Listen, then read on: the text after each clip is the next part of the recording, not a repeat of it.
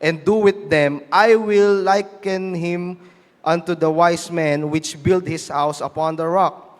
And the rain descended, and the floods came, and the wind blew, and beat upon the house, and it fell not, for it was founded upon a rock. Verse 26, and everyone that heareth these sayings of mine, and doeth them not, shall be likened unto the foolish man which built his house upon the sand.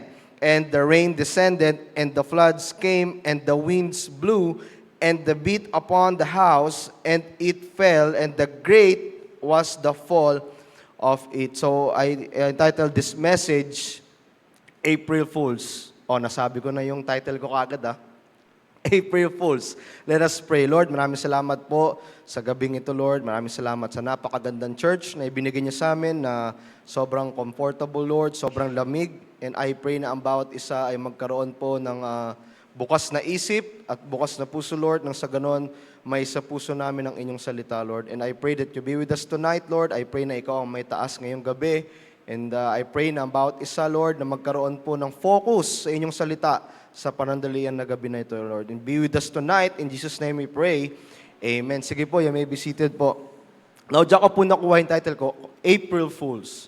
No, pag sinabing, bakit ko ba kaya sinabi yan April Fools? Kasi usually kapag April 1, nakikita ko lagi yan sa Facebook po, kung hindi yung mga tao, yung mag-asawa yan. Mag-asawa, o di kaya mag-boyfriend, o di kaya mag-best friend. April Fools, parang ipaprank nila yung tao. Diba, sasabihin, oy, punta ka dito, ako bahala sa'yo, magsuot ka ng suit, magsuot ka ng tapos punta ka sa location nito at may gagawin tayo, tapos pagtingin doon, uy, nandito na ako, asan ka na? Uy, nandito pa ako sa bahay, joke lang yon, it's a prank, April Fools. No, minsan nakakainis yun kapag ikaw yung nandoon diba? Pero dito po, makikita natin sa message tonight, about the April Fools, sabi po dyan sa verse 26, and everyone that heareth them sayings of mine, and do it not, shall be likened unto the foolish man which built his house upon the sand. So, ito po yung April Fools. So, there's different kinds of fools. Nung nakaraan, di ba, ewan ko kung last year pa ba to, but Pastor Odek preach about fools. Di ba, merong silly fools,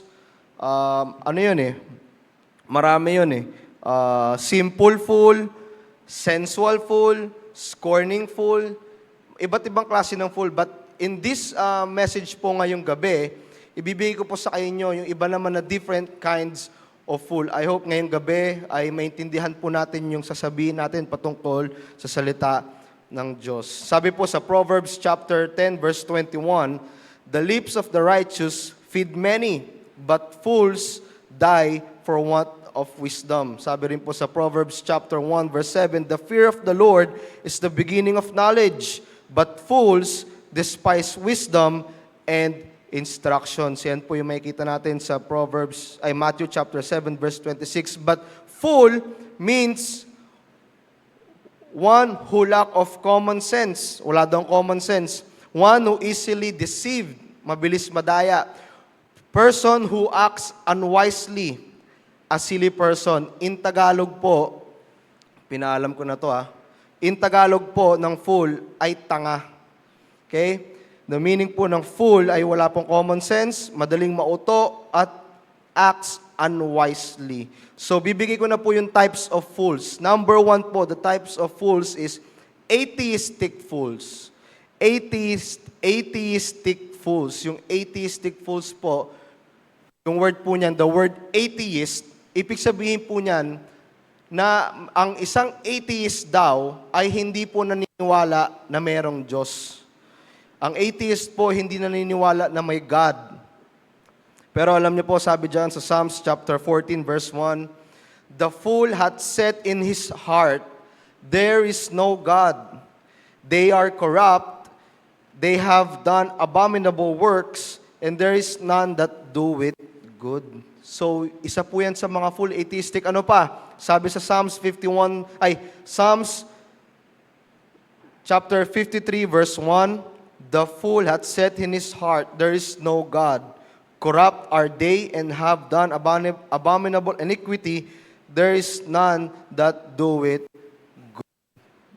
Hello? So, kung mapapansin nyo po, hindi nyo po ba napapansin, no? Hindi nyo man lang, napapansin nyo ba minsan kapag nakikita nyo yung sky, nakikita nyo yung rainbows, pagka nakita nyo yung sa dagat, uy, may isda oh. Kahit ano lang, goldfish. 'Di ba? Hindi nyo man lang po naisip yun kung sinong gumawa nun. No, hindi po ba natin naisip kung sino ba yung creator ng earth? Sino ba yung creator ng sky? Sino bang may kayang gumawa ng sun? Sino bang may kayang gumawa ng moon? 'Di ba? Sino nagpauso ng earth? Sino nagpauso ng magtanim ng grass? 'Di ba? Hindi mo man lang natin naisip nun. 'Di ba? Sabi sa Genesis chapter 1, in the beginning God created the heaven and earth. So, ibig sabihin po, meron pong Diyos. No? And in our generation, no, dati kasi pag sinabi mong atheist, ay Hello? Hello? So, pag sinabi pong atheist, ayun po yung pinapaniwalaan nila. Now, ngayon, medyo nag-iiba na yung atheist. Meron ng tinatawag na practical atheist na kung saan naniniwala na silang may Diyos, okay? Pero hindi po sila namumuhay na merong Diyos. Nakukuha po ba natin yon? Now, sometimes, in our generation, ganun din po tayo. Ganun din po tayo. Minsan, alam natin, uy, kilala ko yung Diyos. Kilala ko si Jesus. Di ba? Kilala ko po siya. But in reality, alam natin na may Diyos, pero hindi po natin sinusunod yung kanyang sinasabi. We know that there's God, pero yung ating buhay po ay malayo sa Diyos. Meron din po sinabi sa Bible, in Matthew chapter 15 verse 8, These people draw it nigh unto me with their mouth, and honor it me with their lips. Sabi diyan, uy, marami nagsasabi na ako ay Diyos, marami nakakilala na ako ay Diyos, pero ito ang sabi niya, but their heart is far from me. Sinabi rin po yan sa Matthew chapter 7 verse 21, not everyone that said unto me, Lord, Lord, shall enter into the kingdom of heaven, but he that doeth the will of my Father which is in heaven. So, ibig sabihin po, hindi lahat ng tumatawag sa Panginoon ng Panginoon ay makakapunta sa kingdom of heaven. Okay? Ano pa po? Next, number 2. Mocking fools. So, number 2 po, mocking fools. The word mocking means, no, na kapag ikaw ay may ginawang kasalanan, the word mocking is masaya ka pa. Pinagmamalaki mo pa. Parang gumawa ka ng kasalanan, naka-chest out ka pa, uy, hindi ako gumawa niyan, ha. Pero may CCTV na, natanong na yung mga tao, na-proven na ikaw, pero ikaw nakaganyan ka pa rin, no? Ay, hindi ako yan, ha. Wala akong ginagawa dyan. Diba? Imbis na po tayo ay magpakumbaba at humingi ng sorry, the mocking fool says, ikaw ay tuwan-tuwa pa. Uy, kulit nung ginawa ko nung nakaraan, binanatan ko yung lalaki, walang nagawa. Ba't mo binanatan? Wala, nakita ko lang, pangit ng upo niya eh. Binanatan ko na. No, alam mo yung mga ganong klase, alam niyo po, sabi rin po yan sa Proverbs chapter 14 verse 9, fools make a mock at sin, but among the righteous there is favor. So, mocking fools. What kind of fools are you this evening po, mga kapatid? Gising pa po ba kayo? Very good po. Next. Sige, next na nga. Ito yung pinakamagandang topic ngayong gabi. Sige po. Number 3. Slandering and gossip fools. Pwede ba makarinig ng amen dyan, please? Okay, gising pa kayo. Gossip, unahin muna natin yung slander. Slander means a form of defamation, meaning a false statement that damages someone's reputation. Okay? Always damaging and causes hurt and contention. Okay? Gossip becomes slander when there is intent to misrepresent and defame others' reputation. So the word slander is talagang sisirain mo yung tao talaga, 100%. Okay? The word gossip refers to casual, often idle talk about people, their lives, and their actions. May or may not be true, and may or not be harmful. Can be considered harmless in some cases, though it can become slander or lead to it. So, ibig sabihin po, yung gossip, the word gossip, okay, magiging slander po siya kapag mali na po yung pinag-uusapan natin. Okay? Sige nga, sabihin ko, uy, ang kulit ni Miko tumambling 2 beses, backflip. Maniniwala ba tayo doon? Siyempre, hindi. Palyado yung tao Di ba? Nakatawa si social worker doon, nakitang-kita ko. So, di ba, alam natin na hindi niya kaya talagang gawin yun, pero bakit siya makaka-backflip, di ba? Ang tawag doon, slandering na yun. Mali. Okay? The same thing din po, sabi po sa Proverbs chapter 10 verse 18, He that hideth hatred with lying lips, and he that uttereth a slander is a fool. So kapag ikaw po, ito lang, recommend ko lang po kung gusto nyo po makipag-chismis, puntahan nyo po ako doon sa bahay. Pwede po ako dyan. Open ako. De, biro lang. Kung gusto nyo po makipag-chismis or kung may gusto kayong pag-usapan na tao, the best way po is to talk na lang. Mas maganda sa asawa mo na lang sabihin. Sabihin mo na lang sa asawa mo, wala kasing girlfriend dito sa atin Pero sabihin mo sa asawa mo, sabihin mo sa nanay mo. Ako po, yung time na nagtatrabaho po yung father ko sa Saudi, lahat po sinasabi ko sa nanay ko. Even yung mga vices ko, alam po ng nanay ko. Siyempre, hindi siya pumapayag. Siyempre, ayaw niya naman ng girl. Pero sinasabi ko sa kanya lahat. The best way na sabihin po natin kung meron tayong nalaman, o di kaya ito, mas maganda siguro sabihin mo na lang doon sa pamilya mo kaysa sabihin mo pa sa group of circle nyo, tapos magiging 3, tapos magiging 4, di ba? Hindi na napag-uusapan. Kaya mas maganda po sana, ito pa. Sabi rin yan sa Exodus chapter 20 verse 16, Thou shalt not bear false witnesses against thy neighbor. So, ibig sabihin, wag po tayong nag-chismakers sa ating mga kapwa. Or, meron po kasi mga instances, sometimes tayo din po mismo ay tamang hinala. Kadalasan ganito po nangyari, kaya kasi ako ganito kasi pinag-uusapan nila ako Nang walang facts, na walang katotohanan, na hindi mo din naman nakita, hindi mo rin narinig na pinag-uusapan ka, inisip mo lang, pinag-uusapan kasi nila ako Kaya, pinag-usapan ko nilang sa nila. Alam niyo po, sabi po sa Matthew chapter 10 verse 28, Matthew chapter 10 verse 28, And fear not which kill the body, but are not able to kill the soul, but rather fear him which is able to destroy both soul and body in hell. So, ibig sabihin po, kapag meron pong nang-chichismis sa inyo, ipag-pray nyo na lang.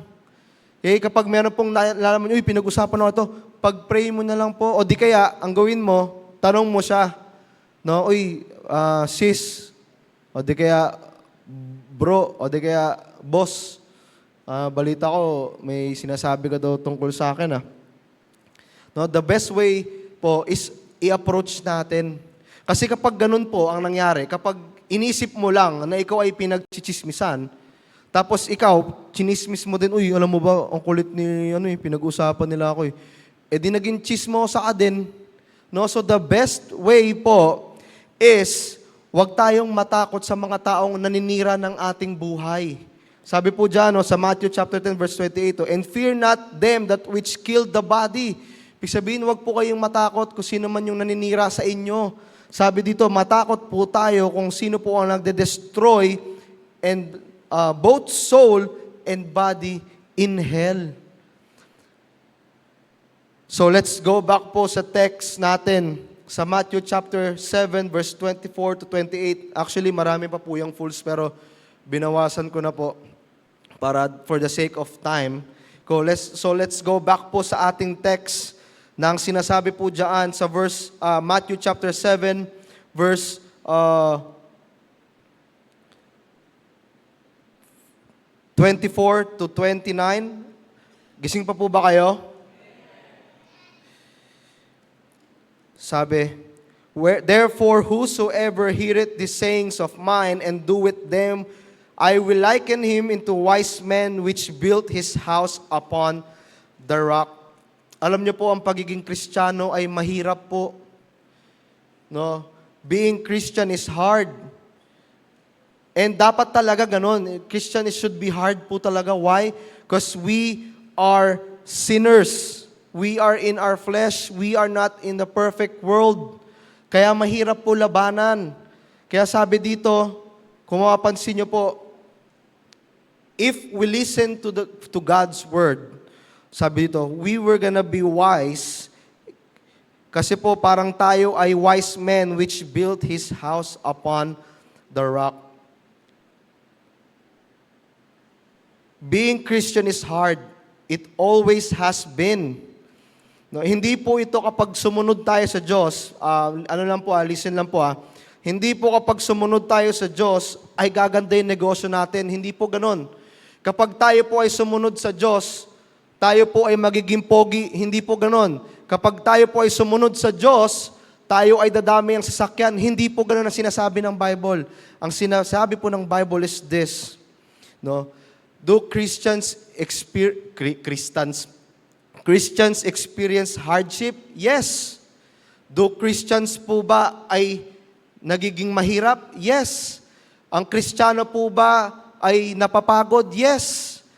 Ang Christian po ba ay namamatay? Sabi nga ng baby Tony ko, yes, of course. Yes, namamatay din po ang mga Kristiyano.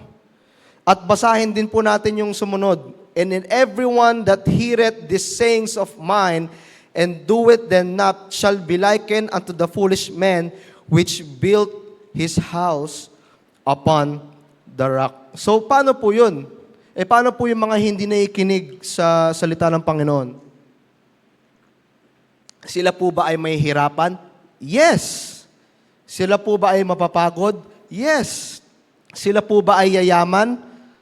Alam niyo po, most of the billionaires, trillionaires, most of them din naman po ay not Christians. But, nakakalagnat ba sila? Yes. Ang mga hindi po ba sumusunod sa Panginoon namamatay? Yes, of course. Sabi nga ni Tony, yes, of course. So ano po bang sinasabi nyo dito, Brother Roel, sa sinasabi nyong passage na yan? Parehas lang naman. You know, this message is a warning na kapag tayo po, okay, and everyone that heareth these sayings of mine and doeth them not, ay mapupunta po sa impyerno. Hell, totoo po ang impyerno. That's why Pastor Ted came here to share the gospel. Kaya po nagpunta si Pastor Ted, nag-sacrifice si Pastor Odek, dahil para malaman po ng mahal nila sa buhay na totoo po ang impyerno. This is a sign of warning na kapag tayo po naging fools, kapag tayo po ay atheist fools, kapag tayo po ay mocking fools, kapag tayo chismis tayo ng chismis, sira tayo ng sira sa tao, ito po ang mangyayari sa atin. And the rain descended, and the floods came, and the winds blew, and beat upon the house, and it fell. Malalaglag po tayo. Ang sabi diyan, and great was fall of it. Mahirap makabalik. Kapag tayo po ay namatay at wala po tayong relationship sa Panginoon, pag tayo ay nasa impyerno, wala na po tayong angatan doon. Kumbaga sa sangyupsal, unlimited. Pag tayo po ay nasa impyerno, unlimited din yung apoy. Kahit hindi ka na umorder, o-orderan ka ng apoy doon. Kaya this evening po, I challenge everyone na magkaroon po ng pag-unawa at paggising sa katotohanan. So what shall we do? Ano po ba ang gagawin natin ngayong gabi? No? For the unbelievers, pag sinabing unbelievers, those who are lost, those who are not saved, those who have relationship in Jesus Christ, meron po akong sasabihin sa inyo. Ang gawin nyo po is have faith in Jesus Christ.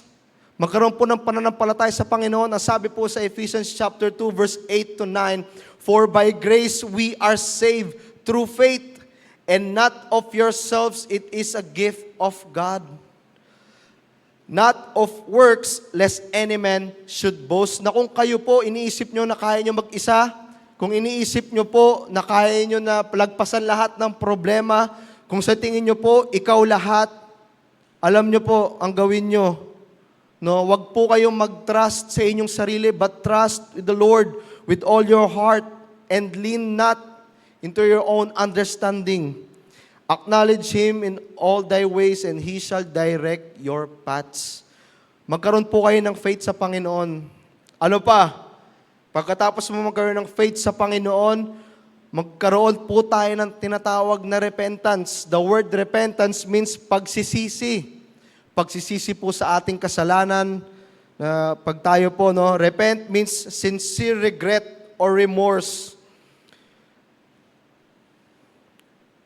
Sabi po diyan sa Acts chapter 2 verse 38, "And then Peter said unto them, Repent and be baptized, every one of you in the name of Jesus Christ, for the remission of sin, and shall receive the gift of the Holy." Sabi po sa Acts chapter 3 verse 19, "Repent ye therefore, and be converted, that your sins may be blotted out, when the times of refreshing shall come from the presence of the Lord." Kaya pag ikaw po ngayong gabi, nasa listahan ka ng mga fools, it's time po to have faith in Jesus Christ and repent. And for the believers naman, at kung sinasabi mong ikaw talaga ay mayroong Panginoon sa buhay mo, make sure we use the Bible accurately. Make sure po kapag tayo ay gumamit ng salita ng Diyos, accurate. Sometimes ginagamit po si Jesus Christ for business. Sometimes ginagamit po yung Jesus Christ para sumikat. Sino-sino yung mga yan? No, marami yan, marami mga rappers na ganyan. Kanye West, kung kilala niyo si Kanye West. Justin Bieber, na sayang yung kapugian niya, poging-pogi doon yung asawa ko eh. Wala akong magagawa eh. Pogi nga yung Justin Bieber eh. Pogi po si Justin Bieber, pero he professed himself Christian. Pero yung buhay niya, hindi naman. Maraming klase pong ganyan, marami pong klase na mga celebrity na sinasabi sila ay Christian, but they act na walang Christ sa kanilang buhay.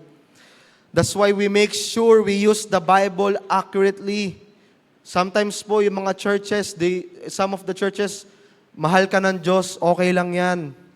Kaya yung mga members, paglabas sa church, hindi nahihiya gumawa ng kasalanan because they know that Jesus Christ loves them. But alam niyo po, no, the gospel is to know Jesus Christ is. The gospel, dapat po, they need to know what sin is. Dapat malaman po natin. Kaya I praise God po and thank God that we have a pastor na kung saan merong grace na sinasabi po, mahal tayo ng Diyos. No? But meron din pong truth na sinasabi po na kapag tayo, if we are still living in sin, straight po tayo sa hell. Ganun dapat yung mga pastor. No? Ganun po dapat tayo, even Christians. Kaya dapat po kapag ginamit natin yung Bible, make sure it's accurate. Make sure we say the John 14:6, "I am the way, the truth, and the life, and no man cometh unto the Father, but by me." So, this evening po, I challenge everyone, kung kayo po ay fools, kung kayo po ay lost, kung kayo po ay nalilito, please, magkaroon po kayo ng faith kay Jesus Christ. Repent. At magkaroon po ng tinatawag na repentance sa ating buhay. So, maraming salamat po sa gabing ito. And let us pray, Lord. Maraming salamat po sa binigay niyong gabi sa amin, Lord. I pray na ang bawat isa magkaroon ng truly faith in you, Lord, at magkaroon po ng tinatawag na repentance heart. And I pray na ang bawat isa ay na-challenge ngayong gabi. And I pray po that everyone here in the church ay nagkaroon po ng knowledge sa inyong salita, Lord. And I pray that you be with us tonight.